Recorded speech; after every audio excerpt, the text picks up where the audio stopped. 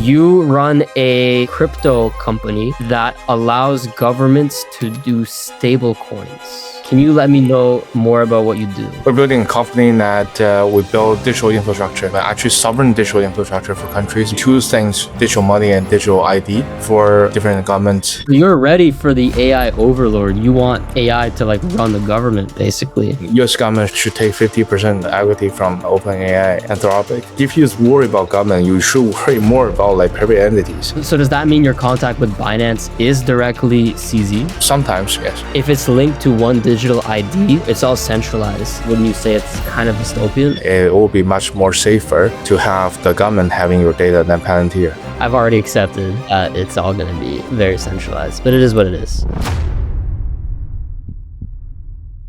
Hello. How you doing, Xin? I'm good. Thank you, Ivan. Happy to have you here. You run a crypto company that allows governments to do stablecoins. Can you let me know more about what you do?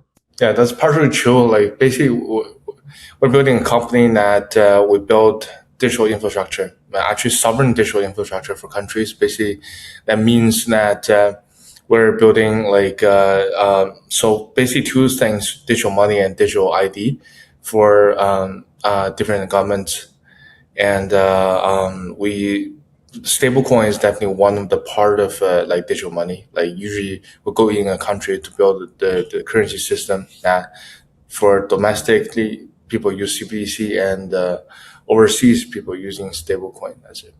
Cool. What countries are you working with right now? So currently we're working with a few countries we have in Middle East. We work with UAE. We work with Pakistan. In Central Asia, we work with Kyrgyzstan. We also actively talking with Uzbekistan and Kazakhstan. In other places, I think we also have Korea. We also have Bhutan, which is also actually digitally advanced country. And also we have Caribbean islands like Barbados and Dominican. And at last, we just signed a contract with Sierra Leone in Western Africa. Yeah. Wow. How do you get into a business like that, building out digital infrastructure for countries? Yeah, that's a sort of long story. I started my career as a crypto native person, crypto native geek. I joined crypto because of crypto mining. I was an engineer. Crypto mining is great business, great opportunity for me. So in the very beginning, we do everything under the crypto native law, right? So but gradually, right? So for the past many years, I've been seeing that there's a lot of crypto innovation, a lot of crypto great ideas didn't make it because of less of integration to the real world, right? So there's so many great designs in smart contracts, so many great technology, but because of they fail to talk to the government, talk to the real life businesses. They failed, and crypto adoption is way less than our expected in the very beginning, say 2017 or something. And I conclude the reason to be we didn't work with the government enough because I realized government is actually the gatekeeper to the real world, right? So basically, they gatekeep all the users, all the data, and all the assets, right? So you need to have them permission. So sort of work with them or work with them enough or in a sense crypto digitize a lot of things. But the government cannot digitize many things. There's so many things cannot be fully digitized or even put on chain. So I realized they're actually a bottleneck, and also they need a lot of help as well because government is as a organization it's hard for them to innovate alone, right? So they need work with private entities, private sectors to build better technology or something. So I think so. I figured that's a direction. So like about 2 years ago, we turned our like crypto native business gradually into a B2G business. That's very, very rare. I think a Yeah, B2B that's business. true. I think in crypto, there's not much company doing this. Like we're only have very few competitors. The most important thing in this business is um, the trust between us and government. Like we need to demonstrate our capability. We need to demonstrate we are a long-term player. We do everything by rules. Like say you build for a country that your all the digital infrastructure, like say data center or servers you're using, definitely need to within the border. And so to protect their data sovereignty, their digital sovereignty, and also like we need to demonstrate like our system really works. And there's also a lot of explorations. Like basically, we're doing a lot of explorational project, but we need to make it really work. So that's very challenging. Hmm. I can imagine.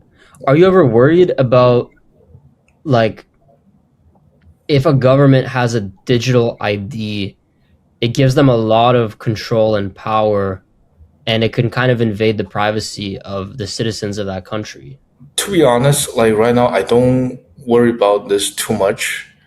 I worry more about the private entities as well, right? So like how much data Google have, how much data Facebook have, how much data all these big tech company have, right? So they're private entities, right? So they're not they don't they they can be more they have less moral problems to monetize anything. So for governments, so firstly, I want to say there's a ways, technology and solutions to solve this or easy these critical problems. Like say right now we have many cryptography breakthrough, like some technology called their knowledge proof, some technology basically doing asymmetric encryption. So we'll be able to like verify things without having all the data. And secondly, I would say there's so many data when we build digital ID, right? So there's most of the data already in the government database. Say like your passport, right? So passport basically having your basic um, data and also your biometric data. So they already have it and they need it, and that's all they need. It. They don't really need to know so much, like say Google know like what do you do, like what do you search and all that stuff. I think it should be in a safe area. So what makes a digital ID different than a passport? It's just like your passport on your phone?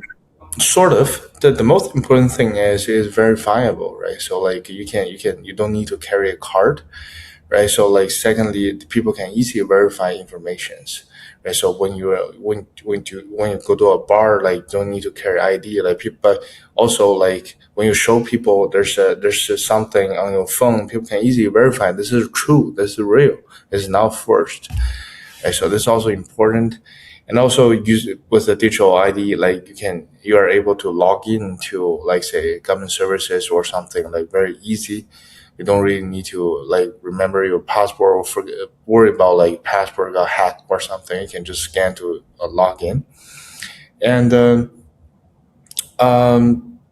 yeah, that's a also I would say probably the next one will be it's easier for you to do KYC in many things, right? So like in like financial services or something, you need to do KYC, and usually they tell you to, okay, take a picture of your ID, take a picture of your electricity bill or something, right? So like these are just for verifying who you are and stuff. And with digital ID, things will be much easier. Interesting. How do you get in contact with like the government of Pakistan or the UAE But or by the the way, Republic? let me add one more. I think there's also a lot of future use cases. Like for me, like I think of um, digital ID and digital money is the two pillar of digitized government, right? So let's say firstly, I would say we're in an era that we're digitized everything, right? So everything it's a mega trend, And secondly, the government as the most important public service provider, they also need to catch up. So they need to do a lot of things. And um, so with the digital ID and digital money, there's many things in the future can happen. Like say we're talking so much about UBI, universal basic income, and all that stuff. Imagine like in the future that this system change the relationship between you and your government, right? So when the government want to do welfare distribution, you can directly claim from Treasury, right? There's no middleman exist. You don't need to talk to commercial banks because commercial banks are confusing. Right, during the pandemic, when the U.S. government want to distribute money to everybody, some people have a lot of bank accounts, some people don't. Right, so like through commercial bank, it's a very confusing process of claiming money from the government. But once, like say, you have digital ID and you have digital money, and you can just claim your money like a claim from airdrop. Do you think countries and governments are getting ready to incorporate UBI soon? Firstly, we've already done that, right? So like during pandemic, we've already done that. And second, Where? U.S., right? So U.S. distributing about $3,000 to every citizen. Oh, like during COVID? Yes. So and second, I also there's a lot of things like that, right? So like you can say distributing money to say the baby mothers, if you want to encourage more better birth rate, or like say many things, right? Right now you can directly distribute money to people, and also same Like as if you're with your girlfriend, you take a selfie, AI scans it, and they're like, okay, here's money, go have babies, something like that. yeah, probably, but I don't think a selfie will just work. But something like that, right? So the future government is a government is the entity of providing services, and with the better digitalization, they can provide much better services. Right? So This that's is so dystopian, though. It means all of it is centralized in one place, right? Like, wouldn't this mean that, let's say I speed in Ohio and then I go to Miami, if it's linked to one digital ID, it's all, it's all centralized. Where in the past, you have more freedom state to state, country to country. Now, if it's all centralized in one place, it kind of restricts your freedom. It could be safer, but wouldn't you say it's kind of dystopian? Firstly, I think United States is different. Like there's it definitely the system can be built within a state framework, and we'll figure out like how to do like cross state verification or something. But all the data can be within the state. It can still keep the current structure, not need to bring everything at the federal level. Okay. And secondly, I would say globally, most of the government is already having most of the government because U.S. is a federal system, but most of the country is not a federal system. So the central government already having data. The point that I want to make is, I think if there's an entity going to have all the data, it will be much more safer to have the government having your data than Palantir. It's a good way to put it. Yeah. What would make, because let's say the company that you're making, it is. By the way, there's a I just see I just saw there's a I think there's a senator or something talk about U.S. government should take 50% equity from OpenAI and Anthropic. So right, so something like that, right? So like if you worry about government, you should worry more about like private entities, the private companies, because they right now they control too much, they know too much, and then they have no transparency to you at all. You need to pay them, and they can use your data better. So interesting. So Palantir, they're a private company, so they can do whatever they want with their data. Your company, but they still sell data to the government, and they are government contractors. Your company, do you? So I don't think their contract is sell data to government. I think they have way more. I don't think government is at that level of controlling data. They basically manage data for the government, right? They contract for like the IRS and all that. I'm not sure about that. So most of the contract is just like you build something for the government because government don't really have engineers. Yeah. And you're kind of an engineer for the government. You Yeah. build out the systems for them rather than managing the data for them. Sometimes we'll do management, data management, but most important thing is digitization. So digitization is the first step of managing data because without digitization, there's no data. Like you need to digitize things first. So like we're using bills, like paper bills, and we need to right now using digital cash. And then we have a source of data, and all these data are generated from banks and belong to the government. Right? So they're generated from central bank and belong to government. What was your first government contract, and how did you build that relationship to where a government trusts you with all that? There's a exploration phase, I would say. So in the very beginning, we start to think about okay, what's the use case, what's the stuff. We started to talking to like say offshore financial centers and some like I would say relatively underdeveloped countries.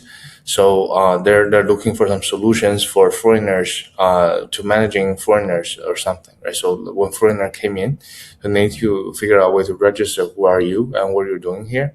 So basically a visa system or green card system. So that's I would say the first like project we're doing. So that's our beginning of understanding this business, understanding what the government want to do, what do they want to do, what do they need, and how do you work with them. There's a lot knowledge between this business model because it's very different from like B2B, B2C. Because let's say government are very practical. They wouldn't get high because you talk about Bitcoin and crypto. And they need their problem to be solved, and that's all. They don't need extra features and all that stuff.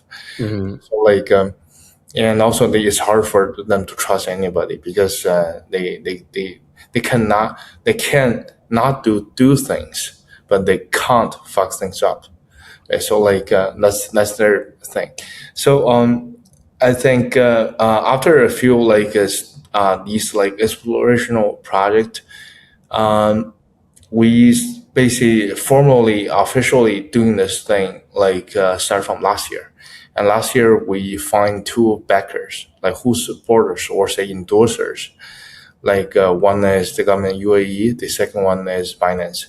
So with them, actually, they directly open to G2G, or let's say B2G channels for us. So we'll be able to directly talk to many governments. And also there's a trend, I would say, start from like 2024, like some governments start to think of how to legalize crypto, how to use crypto. So they build a institution, usually called, say, National Crypto Committee or something, right? So it's an institution at agency at a federal level, at a ministry level. So usually it's a ministry level person run this thing under president's supervision and coordinating with all the other like ministries. So these we directly talk to these people, so they get over life much easier. How did you get the sponsor? Because Binance is a huge company. Did you just call CZ and you were like, hey, I'm starting a company or I want to start working with governments? What's the process of getting close with Abu Dhabi and with Binance to where they want to sponsor you and bring you into this community? It's all relation building, right? You don't call a person the first day you get their number, right? So like say you need to know you need to know them, right? So like you need to firstly demonstrate your capability of building things. That our previously we have a product called Token Table is hugely successful because of we deal with token distribution. So there's so many tokens when they TGE, they're distributing token to their communities and their investors and many people, like usually millions of people. We build a system to managing this, and we have more than 40% of market share. like there was a time the airdrop was huge in crypto, and we're powering this. Like so, basically, we demonstrate our capability of providing services to tens of millions of people, and also the monetization like ability. So gradually, like I think they start to trust us, and we also have many partnership on different projects. So yeah, so I think also in terms of this, they also need like a team specializing on this direction for this. Like say, especially last year, right after Trump launched a coin, there's so many countries think about okay, right now is should we give green light to crypto technology or something, right? So they need professional team. So like we basically saw this opportunity and talked to these people, so they refer us. So CZ, the founder of Binance, or like Mohammed bin Salman, the leader of the UAE, they're not like your uncle. You couldn't just call them. You had to build up a long-term portfolio of this is how I, build projects. This is how I've, managed money for all these people. This is how I made a lot of money for people. And then through that, you gradually got to a point where you were able to make these connections. Yeah, of course. Like also like crypto is not that big, right? So like if you've been in the area for years, like naturally people know each other, and the most important thing is like you said, the track record. And so like your company is legit, your company is surviving. Like our company started from 6 years ago. It's already like two bull bear run. So um yeah, like also to be specific, our contact in like UAE is not the president. We work with Yeah, I'm kidding. Don't worry. yeah. I think they're serious about this. Yeah. Yeah, no, I wouldn't imagine your. So does that mean your contact with Binance is directly CZ? Sometimes yes, That's incredible. because like he's I say like he's right now not like involving that much with like Ben's day-to-day work. So like he's spending more time focusing on his few things like say AI investment or something. And one of the direction is actually crypto adoption at a country level. So he's Mm, actually talking to many president and many country asked him to become an advisor or something. So congratulations. What are your long-term goals? Like, are you just back to the topic of, you know, the ethic or like the things to be worried about? Let's say you build a stable coin for a country, and that country goes into war and they want to just remove all of the currency of their political enemies. Would that be something that they're able to do if you create a stable coin for that country? Are you worried that that sort of centralized control might be an issue? if so digital sovereignty basically means like every country control their own digital infrastructure. And if that's the case, that A country cannot remove B countries like currency system. But the current world is we need to what we really need to worry about is like U.S. and China build infrastructures for most of the countries. Right? So right now it's just U.S. and China. There's only two countries doing this. So like if there's two countries don't like you, they can remove everything from you. Mm. Right? Like the US can debank you, China can just remove your Yeah. WePay or That's something. yeah, they just remove all your like whatever. Right? So like they control too much. The world right now is there's two countries control too much. Like Mm. small country don't have their own systems. Do you, yeah, why would, like, let's say I live in Turkey and Turkey is setting up their own crypto project, their own stable coin. Why would I use the Turkish lira stablecoin over USDT? Because USDT, it's far more stable historically. Wouldn't inflation also affect these stablecoins? Yeah, of course. Like stablecoin is usually just national, basically tokenize their own fiat, right? So like Hmm. they would all they would be the same. Yeah. Is that an issue that you've noticed where people are slow to adopt stablecoins of? No, like say when we do stablecoin in different countries will do their own stablecoin. Mhm. right? So I mean, like it will be multi-currency, like it won't be in USD. So people, but the user experience was very, very much different. Like say you can easily use in a bank, you convert your fiat into tokens into stablecoins, so much easier. And I would say like in most of the countries work different from US because the US is a have a very so strong legal enforcement, right? So the way US do things is, and also US is actually kind of weird because Fed is not a private entity, right? So the agency, the institution who controls the currency is not a government controlled entity. So that's something What institution controls it? you don't. And there's so many banks behind it as a shareholder of Fed. Oh, I see. Like the Federal Reserve and all that.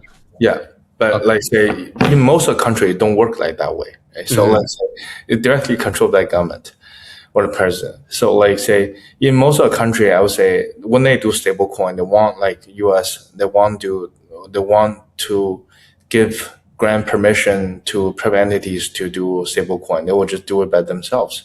Mm. Right? The central bank can directly do it by themselves. We don't in US. There's so many different US dollar stablecoin, but most of the country they're like stable their own fiat. It cannot like is very much limited use cases and stuff, and not like US liquidity, not like USD. So they don't really need so many stablecoin. They will just do one.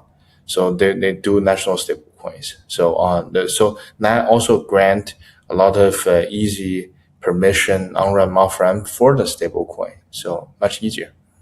As someone that works with governments on crypto, what does your crypto portfolio look like? Mostly Bitcoin and Sign and our own. Hmm.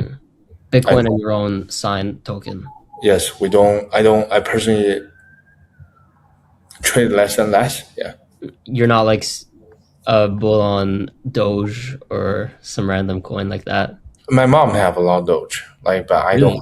Yeah, my mom like I think she's out compete me like for a long time because of holding Doge. Good for her. Yeah, Wow. yeah. What do you think?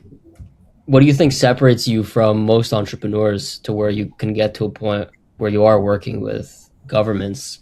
Like, do you think you have like a special work schedule, a different mentality? How does your normal day look as an entrepreneur? Um, yeah, firstly, I don't think about this question at all. Like, say, you just try to make your company better, like solve your problem to get closer to your goal. You don't care about all the other entrepreneurs do things. Like, secondly, for me, like, I just try to maximize things, try to do, like, say, at different level of different stage of the company. Like, you need different things, but you're the same one person, so you have to learn fast. So, like, yeah, for me, like normal day for me is like say I sleep at 5 yesterday because I had some late night calls and But I you're not going to sleep at like 8 p.m., waking up at 4 a.m.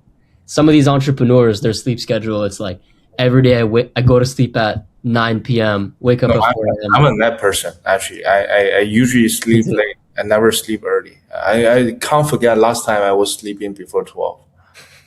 Yeah, Yeah, me I too. can't remember. That was many years ago, I guess. So like I wake up to just join the new days like schedules and stuff. So yeah, but I would say I think previously you were asking like what's the future of the companies. That I think that's really matters. That really differentiate from most like how different companies and different entrepreneurs, right? So I think so for me like I just think of what the future really looks like, right? So like where's the opportunity and where's who we're working with. So I think government, like I said, so right now when we talk about digitized government, we think about all these like say welfare distribution, taxation, money, ID. These are the what make government. What is the government? But I'm just thinking of the future of governance in the whole thing, right? So like say, I have a prediction. Like say, how long does it take for a AIPM to exist. I don't. AIPM, like prime minister? Yes, right. So I think it should be very soon, right? You think Uh, so? yeah, Like because Claude is going to be running a government? yeah, sort of is not gonna be directly by cloud, but when we see the capability of AI to how much data they can process, how how decision they can make, how fast they can react to a new input, right? So like if as a coordinator, right? So like say it's a computer system that controls traffic lights, and why they can control like say the money flows, the many rules. Why? So shouldn't we want a system that solve the coordination problems instead of human? Because human by nature, we're just all humans, right? So like, why you and me we want better thing, but we ask the government officials to ban corruption, right? So there's a human, just human, right? Human should live a happy life. Human should be creative in doing their own thing. But government is not an institution for creativity, right? So government is basically a coordination, or like say law enforcement, or like different things. These are inhuman. You're ready for the AI overlord. You want AI to like run the government, basically. To be the servant, Mm. right? So Well, government is set up to provide better services. I could see that, but at the end of the day, people are going to always want to be in charge. Like, would you let an AI run your company? Probably not. Like right now, you would still No, want to run the it's company. not a company. Again, government is not a company. Government is like say I live in my apartment. Like somebody is in charge of my water supply, my like say whatever, like how like fire alarms or something. These stuff I definitely want to give it to AI, not human. It's Yeah, but like AI, yeah. new laws, that kind of thing, it would have to be people still. Laws are different. Laws are not government made, right? So the Congress made laws. Or, new bills, going to war, deciding aid. So government, we need to separate the roles for government, right? So let's say whoever make law, that's legal system. That's not really the government. The government is really, let's say, who's controlling, who's enforcing the rules. Okay, you need to pay tax. Okay, like you can't say or like say we're managing people's registration or stuff. Like what do people do right now is they give you a form, you fill it in and they take it back and they put it in computer. These Oh, so you mean like public basically services, maintenance and management, that yeah, kind of thing. yeah, Not ideation, but all that busy work, like the IRS and all that, run by AI. yeah. Like you can't imagine like how much money we're spending for Oh that. yeah, it's insane. Yeah, Yeah, definitely. So the way that you run your business and the way that you got to where you are is by you like to basically every day you're just thinking about what the future is and you just spend your time working on those big problems. that's not true. That's not true. Like this, like day-to-day work is mostly like small problems, right? So how can we get this project? How can we get that project? Like how can we do better in little pieces? Like say, my understanding to government is not like based on like just a whole ideation thing. It's be piece by piece because like say in some country, like say in the offshore financial centers, we build their incorporation system, and then we realize, okay, what if we add banking system to it, right? So when you register an entity, then at the same time you have a bank account. At the same time, you can apply for license for many things. So we realize, okay, we did all these public services, so we know, okay, what's this for, and how can we provide better services. So Mhm. gradually, you have a whole picture thing that you realize, okay, what we do right now is the pre-setup for the AI is which is digitization. Without digitization, all these systems, if they back by papers instead of APIs and data, there's no way that one day we can install the AI sovereign brain. But also, it will be no way that we can cut down the government costs and provide better services. Do you do you have any time in your day when you're not working and you can just chill? Because I know some entrepreneurs are 24/7 dialed in. Other entrepreneurs like Elon Musk, he plays video games sometimes or anything like that. What are you doing when you're not working? Are you reading papers? Are you playing Fortnite? Like, what does that look like?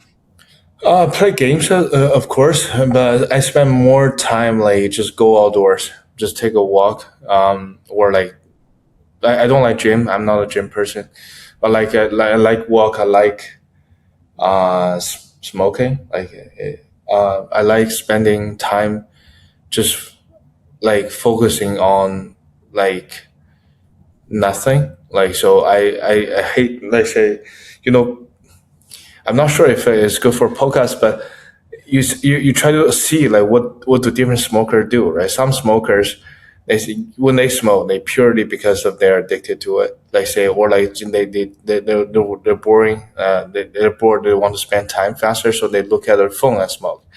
Real smokers smoke what they just smoke. So you're not addicted. You smoke just to smoke. Yes, you smoke, and yeah, you do you people watching, so you have like say 5 minutes free time. That's real free time. That's the time that you reset your brain, right? So you're ready for another session of work and another session of whatever. In your free time, going on walks and smoking. That's like the most Chinese answer you could have given me. But that's, by the way, that's not really how Chinese people do, because China mostly ban smoking. Really?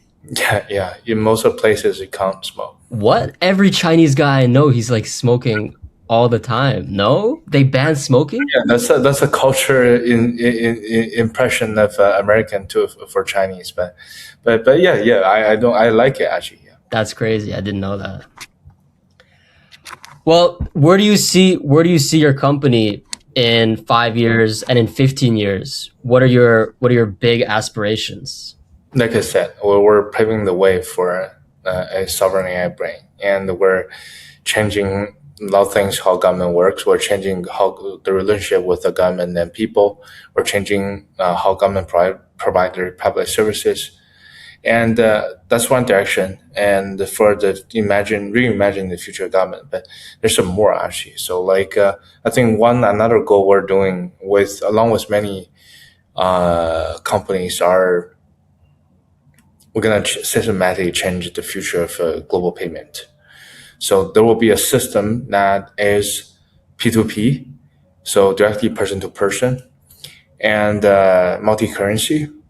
So let's say if you're from US, I'm from Korea, so when you pay me, I receive in Korea. And the third one is real time.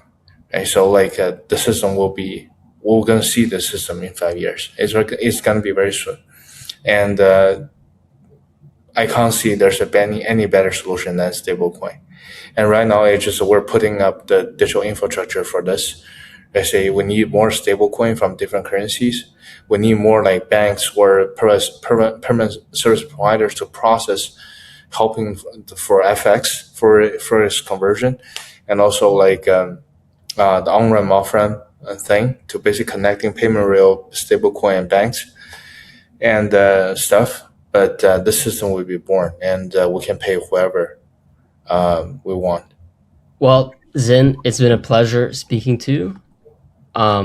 For final closing notes, if someone wants to be in a position where they are paving the way, paving the future for crypto, and basically setting up the future of digital infrastructure like you are, what is your message to that person? I've not much. I think the most important thing is to travel enough and talk to enough people, because there's a huge diversity out there, right? So like say there's countries like there's different level of countries. Like ultra financial center just want to make more money and provide better services for like say rich people, and there's underdeveloped countries who have nothing. Honestly, they don't have much digital infrastructure. They just want a practical system that cheap, fast, and work. And they want leapfrogging many things. And there's some countries they need a systematic upgrade.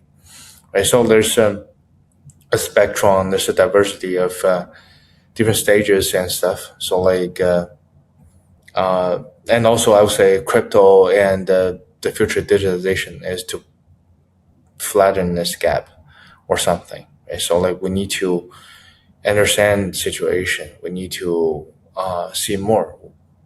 Right.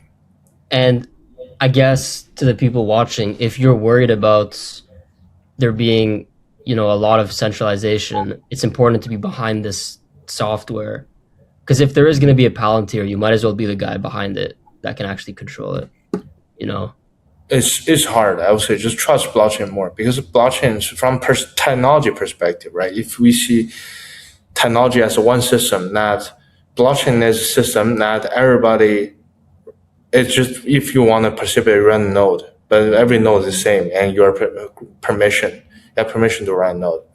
But AI is super centralized technology, and so like just use more blockchain. That's the best way that you want to stay in control or don't lose too much control.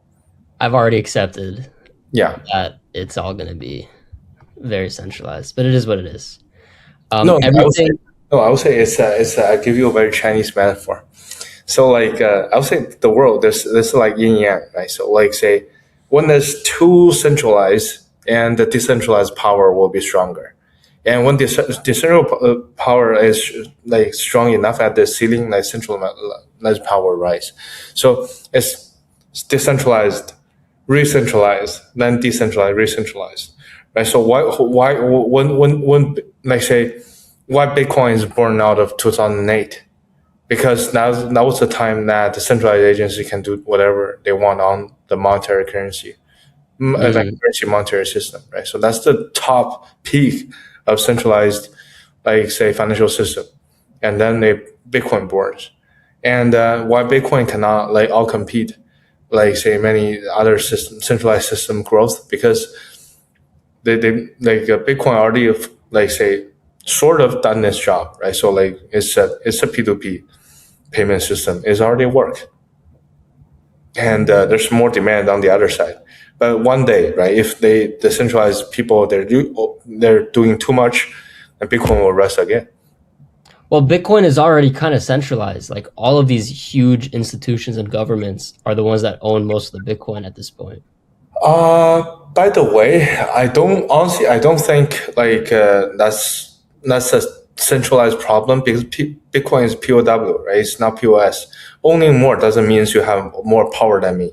Yeah, but if I own 1% of Bitcoin and I decide to crash it tomorrow, I could by just Okay. selling it. By the way, you need to use Bitcoin as a payment system instead of like a share.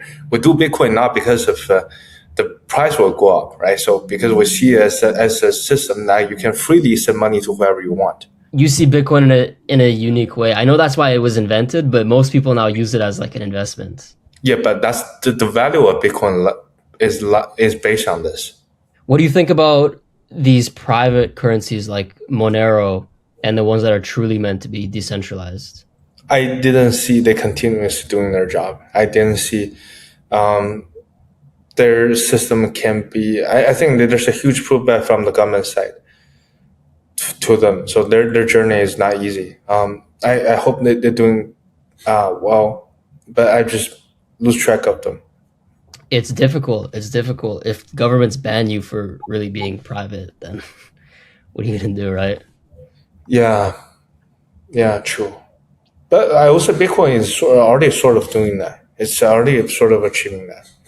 Kind of. I mean, if we're being honest, though, like it's very difficult to privately use Bitcoin because you need to, in most countries, you're required to use KYC. And then when you withdraw it, That's not true, actually. So like it no? was required, but doesn't mean you have to do it, right? So there's a lot of way to bypass all these stuff. If you honestly, I would say most people don't really have the demands of doing that.